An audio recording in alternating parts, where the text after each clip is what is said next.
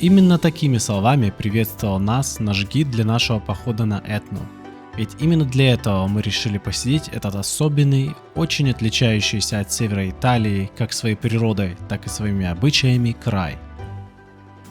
Наш план был очень прост. Приехать в небольшой аэропорт Реджио Калабрия, взять паром до Мессины и оттуда уже на поезде добираться вдоль побережья до Катании, откуда начался бы наш тур. Все путешествие заняло буквально пару дней, ведь мы здесь для активного отдыха, а не для лежания на пляже. Сейчас конец октября, курортный сезон окончен, и с уменьшением притока туристов остров постепенно засыпает до следующего лета. Вообще, паромные переправы – это один из основных способов перемещения по Сицилии. Я был приятно удивлен низкой стоимостью, скоростью и комфортом, ведь вместо огромного парома в порту нас встретила легкая и вместительная пассажирская лодка. В ней почти не чувствуешь волн из-за конструкционных особенностей. При движении нос лодки поднимается вверх и кажется, что он вообще летит по волнам. Уже через полчаса мы были на другой стороне. Цена 4 евро с человека. Региональные поезда на Сицилии вообще отличные. На взгляд новые, курсируют в нужном нам южном направлении на Сиракузы каждый час. Единственное неприятное – это то, что они постоянно опаздывают. Но мы уже к этому привыкли с Deutsche Bahn. Цена с человека 9 евро. Ближайшим большим городом к вулкану Этна является Катания. Здесь проживает около 300 тысяч человек. И мы остановились здесь на день перед нашим походом на вулкан.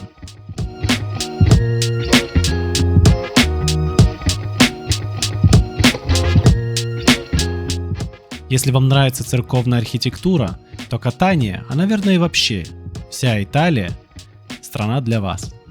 Только в этой стране находится такое количество храмов, да еще и в таком отличном состоянии. Сказывается наличие Ватикана. В городе есть своя крепость, с которой связана одна любопытная история. Ее построили на побережье в 1250 году. Однако извержение 1669 года все поменяло. Извергнувшаяся лава прошла возле крепости и двинулась дальше, в сторону моря. Когда потоки остыли, местные обнаружили, что недавнее прибрежное укрепление теперь находится в 900 метрах от берега. Сегодня крепость находится практически в центре города. Мы также проверили городской пляж Катании, и это было еще то удовольствие. Во-первых, чтобы до него дойти пешком, придется с километра идти вдоль дороги, где нет никаких пешеходных дорожек. Сам же пляж не особо радует глаз. Периодически видны кучи мусора, отсутствуют места для переодевания и туалеты. Сейчас, в конце октября, вода все еще теплая. В общем, остается только представлять себе, что здесь творится в летнее сезонное время. Ну а теперь время вулкана. Самая высокая точка Этны примерно 3350 метров. Почему примерно? А потому что высота меняется в результате извержений и обрушений породы. Попасть на склоны вулкана и было нашей главной целью поездки. Денек выдался пасмурный, и в течение дня нас немного намочило дождем. Но если идешь в горы, надо быть к этому готовым. Кстати, на пути к началу нашего пешего похода, где-то на высотах 1500-1700 метров, наблюдается удивительное преображение природы. Если ниже флора обычно типичная средиземноморская, то после 1500 метров появляются целые леса ореховых деревьев, крупнолистные деревья, и вообще складывается ощущение, будто едешь по типичному восточноевропейскому лесу. А вот уже ближе к 2000 метрам не остается практически ничего, кроме мелкой и очень колючей травы.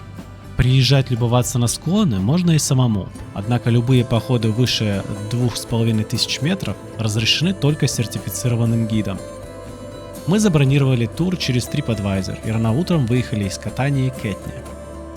К сожалению, с августа на вершине наблюдается сильная активность, поэтому в данный момент экскурсии на самый верх не проводятся. Поэтому наш тур проходил на высоком около 2300 метров над уровнем моря. Если вы думаете, что Этна – это просто гора, где где-то наверху есть жерло вулкана и оттуда изливаются недры земли, то все не так просто. На самом деле, все эти холмы вокруг – это кратеры извержений, и каждый из них имеет свое имя и дату появления. Есть еще одна причина, почему не пускают туристов на вершину сейчас. Это потому, что там частенько бьют газовые фонтаны из недр, что запускает в воздух не только мелкие камешки размером с пулю, но и легко способны запустить в воздух вот такую вот бомбу весом в пару тонн на расстоянии до 3 километров. Как сказал наш гид, в 1979 году, когда во время внезапного извержения одна из таких каменюк придавила целую машину с 9 туристами. Как понимаете, шансов там не было вообще. Кстати, по этим склонам иногда катаются ребята на горных байках или бордах.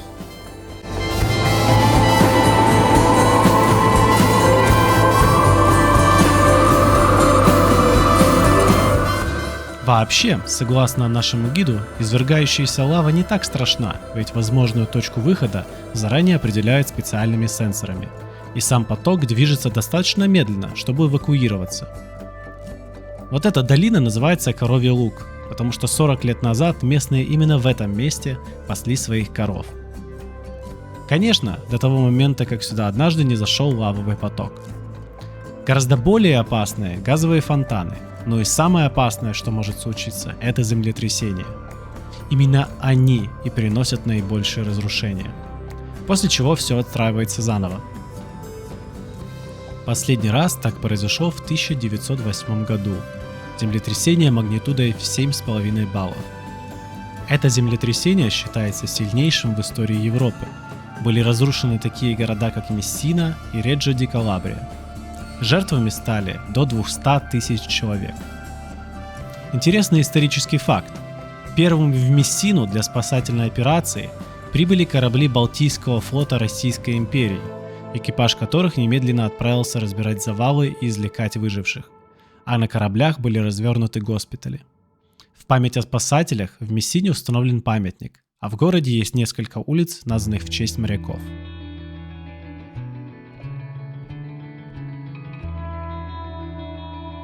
Весь наш поход занял около 6 часов. Стоимость 70 евро с человека. Для тех, кто любит горы, вулканы и вид сверху, однозначно рекомендую. Кстати, помните, что этот день был очень пасмурный? В тот же вечер после тура мы отправились на поезде на север, что спасло нас от сильного потопа, который накрыл Катанию. А ведь буквально вчера мы ходили по этим улицам.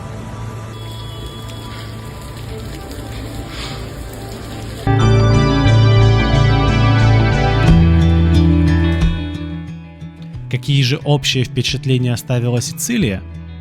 Ну, сразу заметно, что здесь не слишком шикуют люди.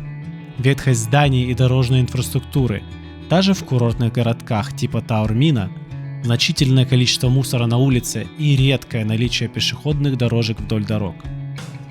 Сицилия живет небогато. Здесь есть постоянное противопоставление себя северу Италии, который, согласно нашим разговорам с местными, вообще не обращает внимания на юг. Постоянное обвинение в коррупции политиков большого бизнеса. Жизнь здесь – это буквально жизнь на вулкане. А на сегодня все. Спасибо, что были со мной, и до новых встреч.